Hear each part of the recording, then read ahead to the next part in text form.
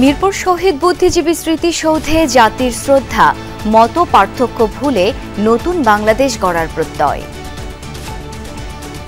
মুক্তিযুদ্ধের যে চেতনা, এটা সবার কাছে এক থাকতো। মুক্ত চিন্তার যে চর্চা, সেটা কি খুব সুগম ছিল? সেটা আমরা কিন্তু বলতে পারি না। গণতন্ত্রকে হত্যা করায় বুদ্ধিজীবী দিবসেও আওয়ামী লীগ জনবিচ্ছিন্ন। মন্তব্য মির্জা ফখরুলের, বললেন বৈষম্য বিরোধী রাষ্ট্র গঠনে কাজ করবে বিএনপি। পার্লামেন্ট এবং নাগরিকদের যে মতামত, ওটাকে একদিকে ঠেলে স্থগিত রেখে কিছু বুদ্ধিজীবী তারা আগে কাজগুলো করেছেন, তারপর তা হয়েছে, সেটা তো হয়নি। যারা স্বাধীনতায় বিক্রি করে দিয়েছে তারা অবশ্যই জনগণ থেকে বিচ্ছিন্ন হয়ে গেছে। সঙ্গত কারণেই আজকে তারা সেখানে অনুপস্থিত। এখনো দেশবিরোধী চক্রান্তে লিপ্ত বিগত সরকারের পলাতক নেতারা। যমুনাকে জানালেন তথ্য উপদেষ্টা, আগে গণহত্যার বিচার, তারপর রাজনীতিতে ফেরার প্রশ্ন। বাংলাদেশ থেকে আওয়ামী লীগের অধ্যায় আসলে শেষ হয়ে গেছে বলে এই প্রজন্ম মনে করে। এখন বিচারের মধ্য দিয়েই আসলে সমাজের রিকনসিলিয়েশনটা হওয়া সম্ভব। রাজশাহীতে চলছে জুলাই শহীদ স্মৃতি ফাউন্ডেশনের কর্মসূচি। গণ অভ্যুত্থানে নিহত 46 জনের পরিবারকে দেয়া হচ্ছে আর্থিক সহায়তা। বিগত সরকারের মন্ত্রী আমলা মিলেই দুর্নীতি করেছে বিদ্যুৎ ও জ্বালানি খাতে। অভিযোগ ডক্টর তামিমের, বললেন আদানির চুক্তি অসম।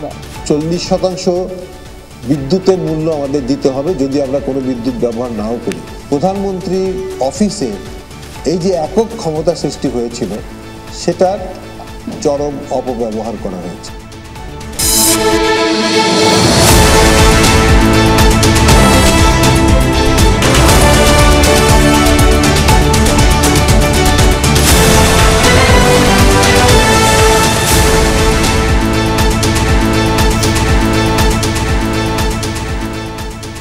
আমন্ত্রণ দুপুরের বাংলাদেশে, আপনাদের সাথে আছি আমি শাওন দত্ত। এতক্ষণ শিরোনাম দেখছিলেন। জাতির সূর্য সন্তানদের স্মরণ করলেন রাষ্ট্রপতি ও প্রধান উপদেষ্টা। সকালে মিরপুরে শহীদ বুদ্ধিজীবী স্মৃতিসৌধে তারা জানালেন বিনম্র শ্রদ্ধা। সেখানে উপস্থিত প্রেস সচিব এবং আইন উপদেষ্টা বলেন, জুলাই অভ্যুত্থান 1971 সালেরই পুনরাবৃত্তি। তরুণদের আত্মত্যাগের বিনিময়ে যে নতুন দেশ পেয়েছে জাতি, সেটি গড়ার দ্বিতীয় সুযোগ হাতছাড়া করা যাবে না। ভোরের আলো ফোটার আগেই প্রস্তুত মিরপুর শহীদ বুদ্ধিজীবী স্মৃতিসৌধ। রাষ্ট্রীয়ভাবে জাতির শ্রেষ্ঠ সন্তানদের সম্মান জানানোর পর দিনভর চলবে শহীদ বেদিতে শ্রদ্ধা নিবেদন। সূর্য সন্তানদের প্রতি প্রথমেই শ্রদ্ধা নিবেদন করেন রাষ্ট্রপতি মোহাম্মদ শাহাবুদ্দিন। বুদ্ধিজীবীদের স্মরণে কিছুক্ষণ নীরবে দাঁড়িয়ে থাকেন তিনি। এ সময় বিয়োগলে বাজানো হয় করুণ সুর। গার্ড অফ অনার প্রদান করে 3 বাহিনীর একটি চৌকস দল।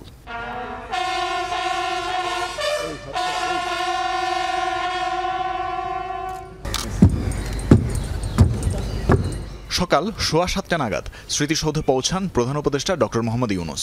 রাষ্ট্রপতির পর শ্রদ্ধা জানান অন্তর্বর্তী সরকার প্রধান। নীরবে দাঁড়িয়ে জানান সম্মান। এ সময় স্মৃতিসৌধে ছিলেন উপদেষ্টাদের অনেকে। উপস্থিত ব্যক্তিবর্গের সাথে কুশলাদি বিনিময় করেন সরকার প্রধান।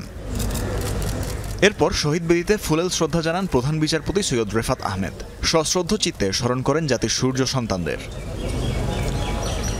শ্রদ্ধা জানাতে আসেন আইন উপদেষ্টা আসিফ নজরুল এবং প্রধান উপদেষ্টার প্রেস সচিব শফিকুল আলম। বলেন, ছাত্রদের আত্মত্যাগে নতুন বাংলাদেশ গড়ে তোলার দ্বিতীয় সুযোগ হাতছাড়া করা যাবে না। শহীদ বুদ্ধিজীবীদের দেখানো পথেই দেশকে এগিয়ে নেবে অন্তর্বর্তী সরকার। শহীদ বুদ্ধিজীবীদের যে ড্রিম ছিল তারই একটা কন্টিনিউয়েশন। সেই আলোকেই আমরা এগিয়ে যাচ্ছি। তারা যেই জন্য ফাইট করেছিলেন, যেই জন্য তারা দেশকে এগিয়ে নিয়ে গিয়েছিলেন, ঠিক সেই এগিয়ে নেওয়ার প্রত্যেই আমরা এগোচ্ছি। আমাদের তরুণদের আত্মত্যাগের বিনিময়ে রাষ্ট্র গড়ার যে দ্বিতীয় সুযোগ আমরা পেয়েছি, সেই সুযোগ যেন আমরা কোনোভাবেই নস্যাৎ না করি, সেই সুযোগ যেন আমরা কোনোভাবেই নষ্ট না করি, সেটাই যেন আমাদের প্রত্যয় হয় শহীদ বুদ্ধিজীবী দিবসে। এটাই আমার কাছে মনে হচ্ছে। সকাল 7:30টার পর সর্বসাধারণের জন্য উন্মুক্ত করে দেওয়া হয় শহীদ বুদ্ধিজীবী স্মৃতিসৌধ। 1971 সালে পরাজয় নিশ্চিত জেনে নবগঠিত দেশকে পঙ্গু করে দিতে নির্মম হত্যাকাণ্ড চালায় পাকিস্তানি বাহিনী।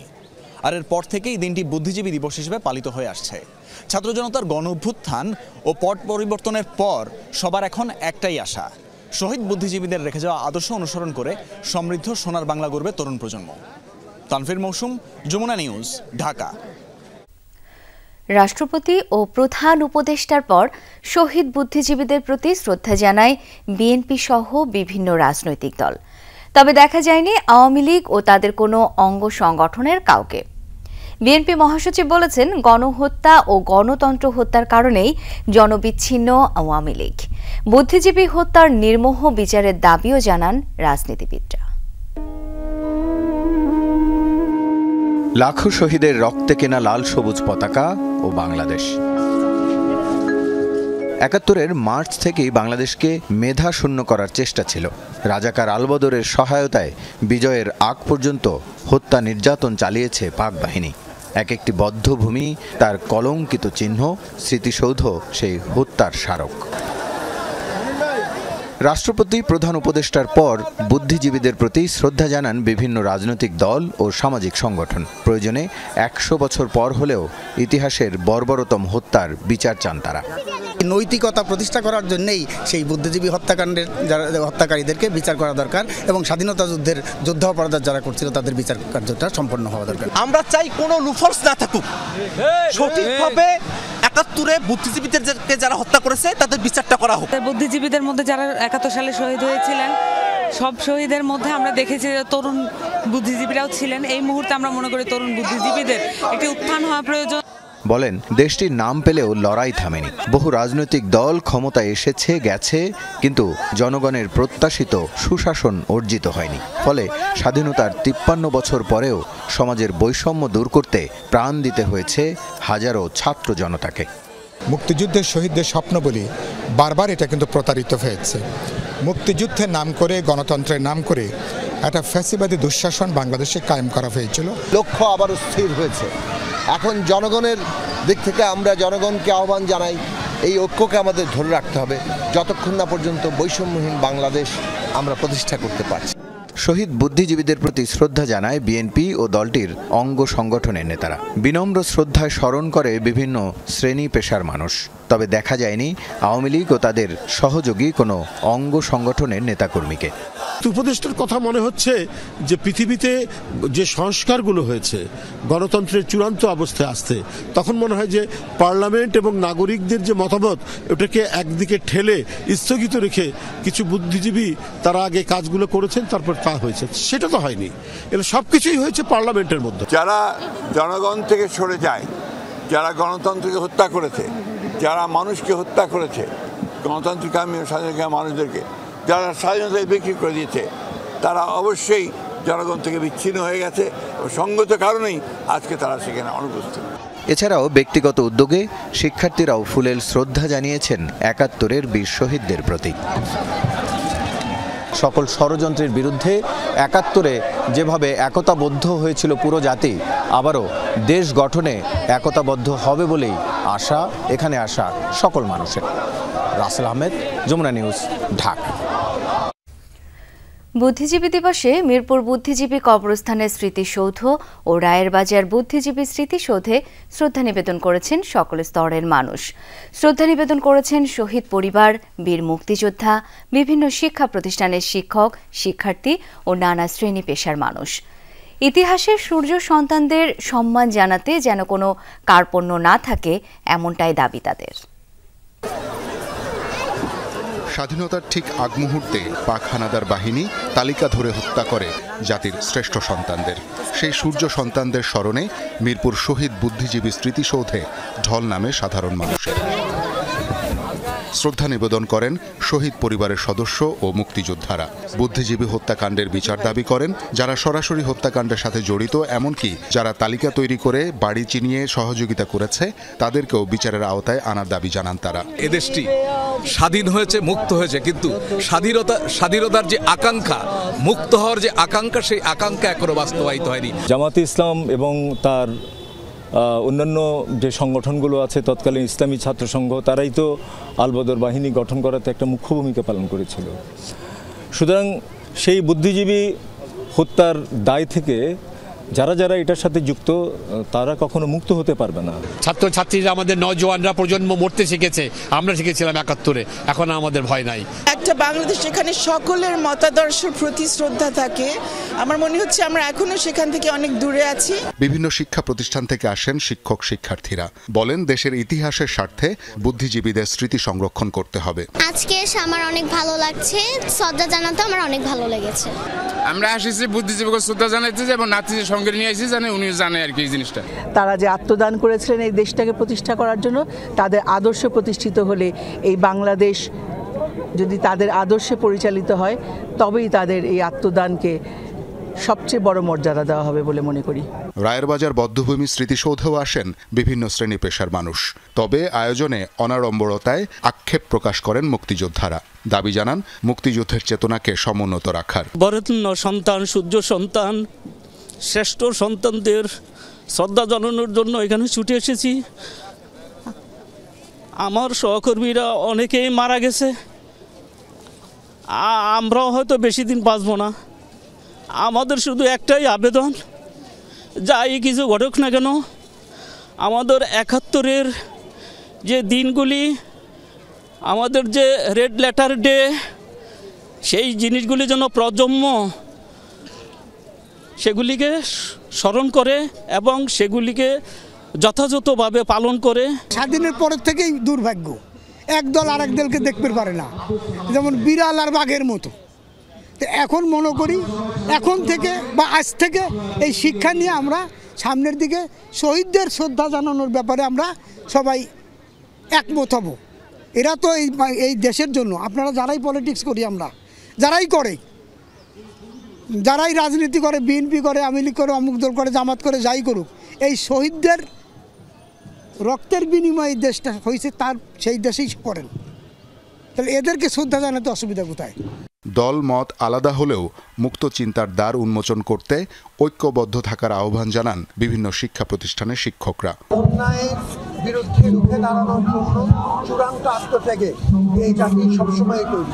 ছাত্র জনতা এই অভ্যুত্থান এবং এর আগে আমাদের স্বাধীনতা ৫২ থেকে ৭১ হয়ে ৯০ হয়ে যে ধারাবাহিকতা, জাতি হিসেবে সেই ধারাবাহিকতা আমরা যেন বুঝিয়ে রাখতে পারি। যখন আমাদের ডাক আসবে আমরা যেন সে দায়িত্ব পালন করতে পারি। শহীদ বুদ্ধিজীবীদের হত্যাকাণ্ডের সাথে কারা জড়িত ছিলেন সমস্ত বিষয় জাতির সামনে উন্মোচন করা দরকার এবং এই বিষয়গুলো নিয়ে যথেষ্ট পরিমাণে লেখালেখি হয়েছে দেশের ভিতরে এবং দেশের বাইরে, এবং বিষয়গুলো পরিষ্কার যে কারা এগুলোর সাথে জড়িত ছিলেন এবং প্রত্যেকটা কেস বাই কেস এই বিষয়গুলো সামনে আনা দরকার এবং তার বিচার করা দরকার। বড়দের সাথে শ্রদ্ধা নিবেদন করতে আসে নতুন প্রজন্মের ক্ষুদে সদস্যরাও। পাকিস্তানি হানাদার বাহিনী তাদেরকে নির্বিচারে হত্যা করেছে। শহীদ বুদ্ধিজীবী দিবস উপলক্ষে এসেছি এবং তাদেরকে শ্রদ্ধা জানাতে এসেছি। আমাদের উচিত ওদের মধ্যে এগুলো ছড়ায়, ওদেরকে শেখানো, ওদেরকে জানানো। এখানে আসা শহীদ বুদ্ধিজীবীদেরকে শ্রদ্ধা জানানো প্রতিটি প্রজন্মের সদস্যরা দাবি করেছেন যেন বাংলাদেশের ইতিহাসের স্বার্থে সকলেই তাদের শ্রদ্ধার চোখে দেখেন এবং মুক্তিযুদ্ধের চেতনাকে ধারণ করেন হৃদয়ে। শওকত মঞ্জুর শান্ত, যমুনা নিউজ, ঢাকা। আগামীর বাংলাদেশে কোনো দলের হয়ে নয়, বুদ্ধিজীবীরা ভূমিকা রাখবেন জাতি গঠনে, প্রজন্মের মেধা বিকাশে। শহীদ বুদ্ধিজীবী দিবসে এমনই প্রত্যাশা শহীদ পরিবার ও বিশ্লেষকদের। তারা বলছেন, অতীতে বুদ্ধিবৃত্তিক চর্চায় দলীয় প্রভাবের কারণে তৈরি হয়েছিল সংকট। সেখান থেকে বেরিয়েই সূচনা নতুন অধ্যায়ের। তাওহিদ মিথুনের রিপোর্ট। 14 ডিসেম্বর 1971 ইতিহাসের ন্যাক্কারজনক দিন। মুক্তিযুদ্ধে পরাজয় নিশ্চিত জেনে পাক হানাদার বাহিনী মেতে ওঠে বাঙালি জাতিকে মেধাশূন্য করার নেশায়। এদেশীয় দোসরদের নিয়ে শিক্ষক, বিজ্ঞানী, চিন্তক, সাহিত্যিক, সাংবাদিক, শিল্পী, চিকিৎসক, প্রকৌশলী, আইনজীবী, ক্রীড়াবিদ সহ বহু মেধাবী সন্তানকে টার্গেট করে হত্যা করে তারা। জাতির শ্রেষ্ঠ সন্তানরা পায়নি এক ফোঁটা পানি কিংবা এক টুকরো কাফনের কাপড়। বিজয়ের পর রাজধানীর রায়ের বাজার ও মিরপুর বধ্যভূমি সহ ঢাকা এবং বিভিন্ন স্থানে বুদ্ধিজীবীদের মৃতদেহ মেলে চোখ হাত বাঁধা ক্ষতবিক্ষত অবস্থায়। শহীদুল্লাহ কায়সার, গোবিন্দচন্দ্র দেব, মুনির চৌধুরী, ফজলে রাব্বি, আলিম চৌধুরী, সিরাজ উদ্দিন হোসেনের মতো আলোকিত দেশবরণ্য সন্তানেরা ছিলেন ঘাতকদের নীল নকশায়। এই ঘটনায় স্তম্ভিত ও হতবাক হয় বিশ্ববিবেক। 10ই ডিসেম্বর থেকে 15ই ডিসেম্বর পর্যন্ত একটা সুপরিকল্পিত কিন্তু গোপন ভাবে করা একটি আঘাত, যেটি 16 ডিসেম্বরের পরে আসলে সবাই জানতে পেরেছে। তারা তো জানতো যে পাকিস্তান থাকছে না, তারপরে এই হত্যাকাণ্ডের কারণটা হচ্ছে যে দেশ আসবে সেই দেশ যেন দাঁড়াতে না পারে, বুদ্ধিবৃত্তিক দিক থেকে যেন পঙ্গু থাকে। শহীদ বুদ্ধিজীবী পরিবার ও বিশ্লেষকদের মতে স্বাধীনতা পরবর্তীতে এদেশে বুদ্ধিভিত্তিক চর্চা হয়েছে কম। এক ধরনের দলীয়করণের কারণে সৃষ্টি হয় সংকটও। পরবর্তীকালের যে বুদ্ধিজীবীদের বুদ্ধিবৃত্তিক চর্চা, সেখানে দুঃখজনক হলো যে সেটা রাজনীতিকীকরণ হয়েছে, এবং সেটার কারণে যেটা হয়েছে জাতি দিক নির্দেশনাটা বিভ্রান্ত একটা দিক নির্দেশনা পেয়েছে। অনেক সময়ই ক্ষমতাসীন যে রাজনৈতিক দল তারা যেই ধরনের প্রোপাগান্ডা বা যেই ধরনের ইতিহাস বা দৃষ্টিভঙ্গি বা ভাবধারা ধারণ করে, বুদ্ধিবৃত্তিক চর্চাটাও সেই ধারায় হয়েছে। বুদ্ধিবৃত্তিক জগতের যে ধসটা, সেটা বাংলাদেশের এই স্বৈর শাসনের ভিত্তি তৈরি করার ক্ষেত্রে একটা বড় ভূমিকা পালন করেছে। মানে 1971 সালে যে বুদ্ধিজীবীদের হত্যা করেছে পাকিস্তানিরা, তাদের চেতনা যদি আমরা খেয়াল করি তাহলে দেখব যে পরবর্তীকালে বহু বুদ্ধিজীবী, বহু লেখক শিল্পী বুদ্ধিজীবী তাদের সাথে এক ধরনের বিশ্বাসঘাতকতা করেছেন, সেই চেতনার ধারাবাহিকতা রক্ষা করেননি। পরিবর্তিত প্রেক্ষাপটে সেই ধারা থেকে বেরিয়ে আসবেন বুদ্ধিজীবীরা এমন প্রত্যাশা জানিয়ে তারা বলছেন, তরুণ প্রজন্মের মধ্যে বুদ্ধি চর্চা আর চিন্তা হবে শুধুই দেশ এবং জাতির ভবিষ্যৎ বিনির্মাণে। বাংলাদেশে বুদ্ধিবৃত্তিক জগতে নতুন নির্মাণের একটা তাগিদ তৈরি হয়েছে। এখন এই বুদ্ধিবৃত্তিক জগতের একটা বড় ধরনের অভ্যুদয় ছাড়া রাজনৈতিক ক্ষেত্রে বা অর্থনৈতিক ক্ষেত্রে যে পরিবর্তনের আকাঙ্ক্ষাটা তৈরি হয়েছে, সেই পরিবর্তনটা নিশ্চিত করা যাবে না। প্রতি বছরের ন্যায় এবছরও রাষ্ট্রীয়ভাবে যথাযোগ্য মর্যাদায় পালিত হচ্ছে শহীদ বুদ্ধিজীবী দিবস। তাওহিদ মিথুন, যমুনা নিউজ, ঢাকা। প্রতিদিনই ষড়যন্ত্র হচ্ছে, দেশের বিরুদ্ধে ছড়ানো হচ্ছে নানা প্রোপাগান্ডা। এর বিপরীতে ঢাল ছাত্র জনতার ঐক্য আর এতদিনের বঞ্চিত রাজনৈতিক দলগুলোর নব উদ্যম। যমুনা নিউজের সাথে তরুণ উপদেষ্টা নাহিদ ইসলামের কথোপকথনে উঠে এসেছে দল হিসেবে আওয়ামী লীগের ভবিষ্যৎ নিয়ে আরও নানা প্রশ্নের উত্তর।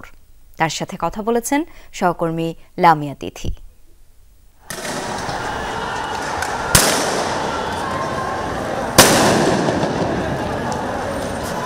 অস্ত্র আর জোর করে ক্ষমতা আঁকড়ে থাকার বিরুদ্ধে ছাত্র জনতার ঐতিহাসিক প্রতিরোধ সফলতার মুখ দেখে 5 আগস্ট। সে সময়ের সক্রিয় সমন্বয়ক নাহিদ ইসলাম এখন নিজেই অন্তর্বর্তী সরকারের অংশ। জানতে চায় ভবিষ্যৎ রাজনীতিতে কিভাবে হবে আওয়ামী লীগের মূল্যায়ন। আওয়ামী লীগ দলটাই আসলে মিথ্যার উপর দিয়ে সবসময় টিকে ছিল, সেটা তাদের সবসময় অস্ত্র ছিল প্রোপাগান্ডা। আওয়ামী লীগ সে তো পরাজিত হয়েছে এবং একটা সে অবৈধভাবে প্রধানমন্ত্রী ছিলেন এবং একটা দলের নেত্রী, এত বছরের দল তারা বলে, অথচ তিনি দেশ থেকে পালিয়ে গেছেন, তাদের দলের নেতাকর্মীদের রেখেই তিনি পালিয়ে গেছেন। নাহিদের ভাষ্য, ছাত্র জনতার ঐক্য নষ্টে একদিনও থেমে নেই দলটির পলাতক নেতাদের ষড়যন্ত্র, প্রোপাগান্ডা। উপদেষ্টার কাছে প্রশ্ন, ঐক্য ধরে রাখার চ্যালেঞ্জ মোকাবেলা করা হচ্ছে কিভাবে? আমাদের জাতীয় ঐক্য, রাজনৈতিক সমঝোতাই কিন্তু আসলে পারবে দেশকে আসলে এগিয়ে নিয়ে যেতে। তো সেই ঐক্য যদি ব্যাহত হয় তাহলে সেটাই সবচেয়ে বড় চ্যালেঞ্জ। এই ঐক্য বিনষ্ট করার জন্য নানা পক্ষ আসলে কাজ করছে। সরকার থেকে বের হওয়ার পরেও এখন আসলে তারা সেই জিনিসগুলোকে ব্যবহার করছে এবং অপতথ্য প্রচার করছে, প্রোপাগান্ডা করছে। তো আমরা সেই জায়গায় হয়তো আমরা মনে করি যে সত্যটাকে আমরা তুলে ধরতে চাই। আমরা গণমাধ্যমগুলোর ক্ষেত্রে সেই আহ্বান, সহায়তা চেয়েছি। দল হিসাবে প্রকাশ্য রাজনীতিতে ফিরতে পারবে কি আওয়ামী লীগ? নাহিদ বলেন, আগে গণহত্যার বিচার, তারপর সেসব ভাবনা। বিচারের মুখোমুখি হওয়ার জন্য মানসিকভাবে প্রস্তুতি নেওয়া উচিত। তো বাংলাদেশ থেকে আওয়ামী লীগের অধ্যায় আসলে শেষ হয়ে গেছে বলে এই প্রজন্ম মনে করে। এখন বিচারের মধ্য দিয়েই আসলে সমাজের রিকনসিলিয়েশনটা হওয়া সম্ভব। আওয়ামী লীগ সহ তাদের অঙ্গ সংগঠনগুলোর যারা পালিয়েছেন, যারা এখনো আত্মগোপনে বিচারের মুখোমুখি হতে তাদের প্রস্তুত হওয়ার হুঁশিয়ার দিলেন উপদেষ্টা নাহিদ। লামিয়া তিথি, যমুনা নিউজ, ঢাকা। আওয়ামী লীগ সরকারের আমলে বাপেক্স কোনো কাজে আসেনি বলে মন্তব্য করেছেন শিল্প উপদেষ্টা আদিলুর রহমান খান। দুপুরে নরসিংদীর ঘোড়াশালে সার কারখানা পরিদর্শনকালে সাংবাদিকদের একথা বলেন তিনি। আদিলুর রহমান বলেন, গেল 15 বছরে বাপেক্সকে বসিয়ে রেখেছিল আওয়ামী লীগ সরকার। খনন করা হয়নি কোনো কূপ, প্রতিটি সেক্টরেই হয়েছে অনিয়ম, দুর্নীতি। দেশে সারের ঘাটতি মেটানোর চেষ্টা চলছে জানিয়ে উপদেষ্টা বলেন, লক্ষ্য বাস্তবায়নে নানা প্রতিবন্ধকতা রয়েছে, তবে সেগুলো নিরসনে কাজ করছে অন্তর্বর্তী সরকার। ভোলা থেকে গ্যাস উত্তোলনের চেষ্টা চলছে বলেও জানান শিল্প উপদেষ্টা। গ্যাস সংকটের মধ্যেই আছি, কারণ গ্যাস তো গত 15.5 বছর নতুন করে খনন করা হয়ই নাই। বাপেক্সকে বসিয়ে রাখা হয়েছিল। এখন ভোলাতে কিছু গ্যাস পাওয়া গেছে, বাপেক্সের উদ্যোগে আবার গ্যাস খননের চেষ্টা হচ্ছে। মন্ত্রী, আমলা সবাই মিলেই বিদ্যুৎ ও জ্বালানি খাতে দুর্নীতি করেছে বলে মন্তব্য করেছেন জ্বালানি বিশেষজ্ঞ ও এই খাতের সংস্কার কমিটির সদস্য ডক্টর মোহাম্মদ তামিম। সকালে বিদ্যুৎ ও জ্বালানি খাতের দুর্নীতি নিয়ে ডিবেট ফর ডেমোক্রেসি আয়োজিত ছায়া সংসদ বিতর্ক প্রতিযোগিতায় একথা বলেন তিনি। এ সময় ভারতীয় কোম্পানি আদানির সঙ্গে করা চুক্তিকে অসম হিসেবে উল্লেখ করেন ডক্টর তামিম। বলেন, বিদ্যুৎ খাতে সামিট ও এস আলম সহ যাদের বিরুদ্ধে দুর্নীতির অভিযোগ আছে, সঠিক তদন্ত করে তাদের দৃষ্টান্তমূলক শাস্তি নিশ্চিত করা প্রয়োজন। দুর্নীতির মূল হোতা কারা, আমলা নাকি রাজনীতিবিদ? এ নিয়ে ছায়া সংসদ বিতর্ক। তর্কযুদ্ধে নামে সরকারি দল আমেরিকান ইন্টারন্যাশনাল ইউনিভার্সিটি আর বিরোধী দল ড্যাফোডিল ইন্টারন্যাশনাল ইউনিভার্সিটি, যেখানে সরকারি দল মনে করে বিদ্যুৎ জ্বালানি সহ সব খাতে দুর্নীতির মূল কারিগর আমলারা। তাদের দেখানো ফাঁকফোকর ধরেই দুর্নীতিতে জড়ান রাজনীতিবিদরা। আর বিরোধী দলের মতে মন্ত্রণালয়ের মন্ত্রী সহ রাজনীতিবিদরা যদি সুযোগ না দেন, তাহলে চাইলেও দুর্নীতি করতে পারেন না আমলারা। প্রশ্ন হলো যে কে দুর্নীতি না করলে দুর্নীতিগুলো হতো না। সেখানে আমরা স্পষ্টত দেখিয়ে যাই যে যেখানে যদি ফিজিবিলিটি টেস্টে বলাই হতো না যে এই জায়গায় বিদ্যুৎ কেন্দ্র নির্মাণ করা সম্ভব না, যদি এই জিনিসটা বলা হতো তাহলে ওইখানে বিদ্যুৎ কেন্দ্রই নির্মিত হতো না, দুর্নীতি হতো দূর কি বাদ। অতএব মানুষ মেকার দেখেন, সহজ কথা হলো কে দুর্নীতি না করলে দুর্নীতি হতো না, আমলা দুর্নীতি না করলে দুর্নীতি হতো না। তাদেরকে প্রথমেই দেখানো হয় যে আপনি সরকারের বিপক্ষে কথা বললে আপনাকে বহিষ্কার করা হবে, এবং আপনি সরকারের পক্ষে কথা বললে আপনাকে বহিষ্কার করা হবে না, পদোন্নতি দিতে হবে। এরকম একটা ভয়ের রাজনীতি যখন চলতে থাকে, ভয়ের শাসনতন্ত্র যখন চলতে থাকে, তখন আমলারা চাইলেও কথা বলতে হয় না, তাকে বাধ্য হয়ে ভুল তথ্যগুলো দিতে হয়। তিনি যে এত বেশি বারবার বলার চেষ্টা করলেন যে আমলারা ভুল তথ্য দিয়ে সবকিছু করেছে, এটা একদম ভুয়া কথা। আয়োজনের প্রধান অতিথি ডক্টর মোতামিম অবশ্য দুর্নীতির জন্য এককভাবে কাউকে দায়ী করতে নারাজ। বলেন, সবাই সম্মিলিতভাবে দুর্নীতি করেছে জ্বালানি খাতে, এজন্য কেন্দ্রীভূত ক্ষমতাকে দায়ী করেন তিনি। 40% বিদ্যুতের মূল্য আমাদের দিতে হবে যদি আমরা কোনো বিদ্যুৎ ব্যবহার নাও করি। 100% তো ক্যাপাসিটি পেমেন্ট দিতে হবেই, এর সাথে আরও 40% বিদ্যুতের খরচ আমাদেরকে দিতে হবে। এটা একটু ভিন্ন অন্যান্য কয়লা ভিত্তিক যে বিদ্যুৎ কেন্দ্রগুলো আছে তার চাইতে। বিশেষ আইনের মাধ্যমে প্রধানমন্ত্রীর অফিসের এই যে একক ক্ষমতা সৃষ্টি হয়েছিল, সেটার চরম অপব্যবহার করা হয়েছে। অনুষ্ঠানে সংগঠনের চেয়ারম্যান হাসান আহমেদ চৌধুরী কিরণ বলেন, জ্বালানি খাতে দুর্নীতি আর দেশ বিরোধী নানা চুক্তির মাধ্যমে প্রকারান্তে দেশের মানুষকে খুন করেছে বিগত আওয়ামী লীগ সরকার, তাই জড়িতদের শাস্তি দাবি করেন তিনি। বলা হতো যে বিদ্যুতের জন্য মানুষকে যেতে হবে না, বিদ্যুৎ তার ঘরে ঘরে যাবে, ফেরি করে বিদ্যুৎ বিক্রি হবে। বিদ্যুতের ফেরিওয়ালারা কোথায় গেল? বিদ্যুতের ফেরিওয়ালাদেরকে এখন কোথাও খুঁজে পাওয়া যাচ্ছে না। বিদ্যুতের ফেরিওয়ালাদের মধ্যে অনেকে এখন জেলে আছেন অথবা অনেকে পলাতক আছেন। সুতরাং এই ফেরি করে বিদ্যুতের গল্প যারা শুনিয়েছেন, শতভাগ বিদ্যুতায়িত করা হয়েছে বাংলাদেশকে যারা শুনিয়েছেন, 30,000 মেগাওয়াট বিদ্যুৎ যারা তৈরি করেছেন শুনিয়েছেন, যারা বলেছেন বাংলাদেশের ইতিহাসে সবচেয়ে বেশি বিদ্যুৎ উৎপাদন হয়েছে, সেই উৎপাদনকারীরা যারা এখন মিথ্যা বলেছেন, সেই মিথ্যা গল্পকারীদেরকে আমাদেরকে চিহ্নিত করতে হবে। ছায়া সংসদে শানিত যুক্তিতে বিজয়ী হয় বিরোধী দল Daffodil International University. Riaz Raihan, Jamuna News, Dhaka. রহস্যে ঘেরা বুদ্ধিজীবী হত্যার ঘটনার সঠিক তদন্ত করা হয়নি, তাই সঠিক তদন্তের মধ্য দিয়ে জাতির সামনে প্রকৃত ইতিহাস তুলে ধরার দাবি জানিয়েছেন জামায়াতের সেক্রেটারি জেনারেল অধ্যাপক মিয়া গোলাম পরোয়ার। সকালে জাতীয় প্রেস ক্লাবে বুদ্ধিজীবী দিবস উপলক্ষে আয়োজিত আলোচনা সভায় এসব কথা বলেন তিনি। বলেন, জাতিকে চিরদিন যারা পদদলিত করে রাখতে পারবে তারাই এই জাতির সূর্য সন্তানদের ধ্বংস করেছে। স্বাধীনতার প্রাক্কালে জাতির শ্রেষ্ঠ সন্তানদের হত্যার মধ্য দিয়ে দেশকে মেধাশূন্য করার চেষ্টা করা হয় বলে জানান তিনি। মহান মুক্তিযুদ্ধে শহীদদের আত্মার মাগফিরাত কামনা করে তিনি বলেন, চিত্র নির্মাতা, সাংবাদিক ও মুক্তিযোদ্ধা জহির রায়হান মুক্তিযুদ্ধের ডকুমেন্টারি তৈরি করার জন্য মাঠে নেমেছিলেন। তবে এই কাজ করতে করতে হঠাৎ করেই তিনি নিখোঁজ হয়ে যান। জাতির শ্রেষ্ঠ সন্তান জহির রায়হানকে হত্যার মধ্য দিয়ে সত্য উদ্ঘাটন বাধাগ্রস্ত করা হয় বলেও জানান জামায়াত সেক্রেটারি। এই জাতির শ্রেষ্ঠ সন্তান বুদ্ধিজীবী দেশ রাষ্ট্র নির্মাণের এইসব সূর্য সন্তানদের ধ্বংস করতে বলে জাতিকে চিরদিন যারা পদোন্নতি করে রাখতে পারবে, ডিক্টেট করতে পারবে, তারাই এই জাতির সূর্য সন্তানকে ধ্বংস করেছে। তারা মনে করেছিল এই কাজটা করা দরকার স্বাধীনতার একেবারে নিকটবর্তী সময়, যাতে রাজনীতির অঙ্কে বাঙালিরা গুলায় ফেলে। আজকে যেমন গুলায় ফেলছি আমরা, কারা করব? রাজশাহীতে গণ অভ্যুত্থানে নিহত ৪৬ পরিবারের মাঝে চেক বিতরণ করছে জুলাই শহীদ স্মৃতি ফাউন্ডেশন। প্রতিটি পরিবারকে ৫ লাখ টাকা করে দেয়া হচ্ছে সহায়তা। এ বিষয়ে আরো জানবো, যুক্ত হচ্ছেন সহকর্মী তারেক মাহমুদ। তারেক, চেক বিতরণ কার্যক্রমের কি অবস্থা, সবশেষ তথ্য জানাবেন। শাওন, চেক বিতরণের কার্যক্রম এখনো শুরু হয়নি। এখন ঢাকার যে অন্যান্য যে সমন্বয়করা রয়েছে সেই সমন্বয়করা কিন্তু বক্তব্য রাখছেন এবং একটু পরেই হয়তো অন্যতম যে সমন্বয়ক সার্জিস আলম তিনি বক্তব্য রাখবেন এবং সেই সাথে সাথে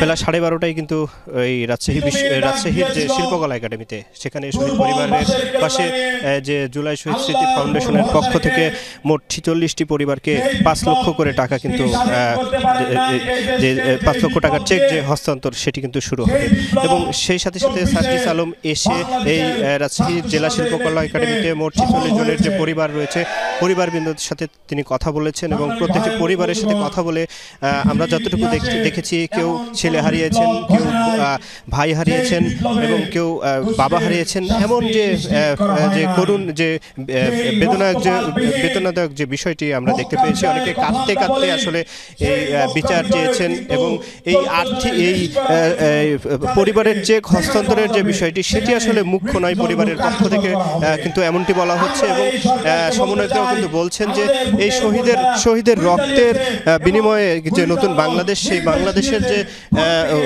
যে সুষ্ঠুভাবে এবং সকল যারা হত্যা করেছেন সেই এবং হত্যাকাণ্ডে জড়িত ছিলেন সকলের যে বিচার নিশ্চিত করতে হবে এবং শহীদের যে রক্ত সেটি যেন বৃথা না হয় সে বিষয়ে কিন্তু তারা জানাচ্ছিলেন।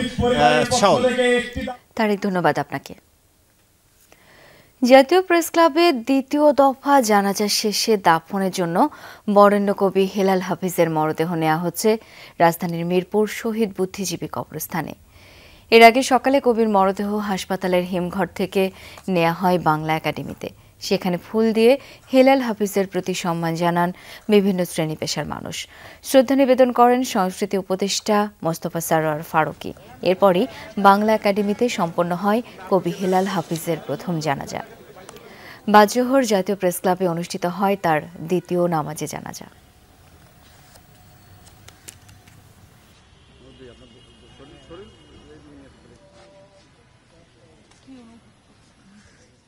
আপনাকে মানুষজন নিঃসঙ্গতম কবি বলে, আপনার এগুলো ভাবতে কেমন লাগে? তো তিনি আমাকে একটা কথা বলেছিলেন, কই আমি তো নিঃসঙ্গ না, তোমরা কি আমাকে ভালোবাসো না? অনেকে হয়তো আক্ষেপ করি যে হেলাল হাফিজ বিয়ে করেননি, পরিবার পরিজনহীন, এ নিয়ে কিন্তু তার নিজের কোনো আক্ষেপ ছিল। একাকিত্বের কবিতা লিখেছেন, প্রেমের কবিতা লিখেছেন এবং এ বিষয়ে কোনো সন্দেহ নাই যে বাংলাদেশের সংস্কৃতি জগৎ ওনার শূন্যতা বোধ করবে। সারা দেশে জেকে বসেছে শীত, এতে ব্যাহত নিত্যকার জীবনযাত্রা। সকালে কুয়াশায় ঢাকা থাকছে চারপাশ, সাথে বইছে হিমেল হাওয়া। বেলা গড়ালেও কমছে না ঠান্ডা, এতে বেশি বিপাকে খেটে খাওয়া আর ছিন্নমূল মানুষ। আজ সর্বনিম্ন তাপমাত্রা রেকর্ড হয়েছে চুয়াডাঙ্গায় 8.7 ডিগ্রি সেলসিয়াস। চুয়াডাঙ্গার পাশাপাশি পঞ্চগড় ও রাজশাহী জেলায় বইছে মৃদু শৈত্যপ্রবাহ। আবহাওয়া অফিস জানিয়েছে 20 তারিখের পর তাপমাত্রা আরও কমবে। এত শীতে খুব মাঠে যাওয়া খুব কষ্ট, বেলা না হলে আমরা যাইতে পারছি না, খুব কষ্ট নাই যে তা কি করে আমাদের কাজ কাম করবো। আমরা সকাল সকাল মাঠে যেতাম, এখন শীত পড়ছে বলে একটু বেলা হলে মাঠে যেতে হয়েছে, একটু শীতের যাইতে, এই জন্য একটু বেলা হলে যাইতে যাচ্ছি। অন্তর্বর্তীকালীন সরকার কোনো সাংবাদিককে বা কোনো সংবাদপত্রে বিন্দুমাত্র হস্তক্ষেপ করেনি, করবেও না। এই সরকার স্বাধীন জার্নালিজমে বিশ্বাস করে, বলেন প্রধান উপদেষ্টার প্রেস সচিব শফিকুল আলম। সকালে ঢাকা রিপোর্টার্স ইউনিটিতে মাস্তুল ফাউন্ডেশন আয়োজিত নতুন বাংলাদেশ গঠনে গণমাধ্যমের ভূমিকা শীর্ষক আলোচনা সভায় একথা বলেন। সরকারের উদ্দেশ্যই গণমাধ্যম থাকবে মুক্ত, গণমাধ্যমের স্বাধীনতায় এই সরকার 1 ইঞ্চি পর্যন্ত আটকাবে না। গত 4 মাসে সরকার কাউকে মানা করেনি। এ সময় তিনি আরও বলেন, মিডিয়া কমিশন কাজ করছে, তাদের রিপোর্টের ভিত্তিতে গণমাধ্যমকে নতুন উচ্চতায় নিতে চায়। সাংবাদিকদের বেতন দিতে না পারলে মালিকদের প্রতিষ্ঠান বন্ধ করে দেওয়ার কথা বলেন প্রধান উপদেষ্টার press secretary.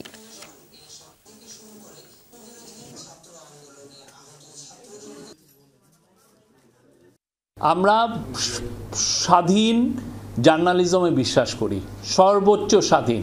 Professor Yunus এডিটরদেরকে invite করেছিলেন তার সাথে মিট করার জন্য। ওইখানে উনি বলেছেন যে আপনারা লেখেন, আমাদের ভুল ত্রুটি নিয়েও লেখেন, কে আমরা কোনোদিন মানা করব না। এবং আমরা এই পর্যন্ত উই হ্যাভ কেপ্ট আওয়ার ওয়ার্ডস। 4 মাসে আমরা কাউকে মানা করি।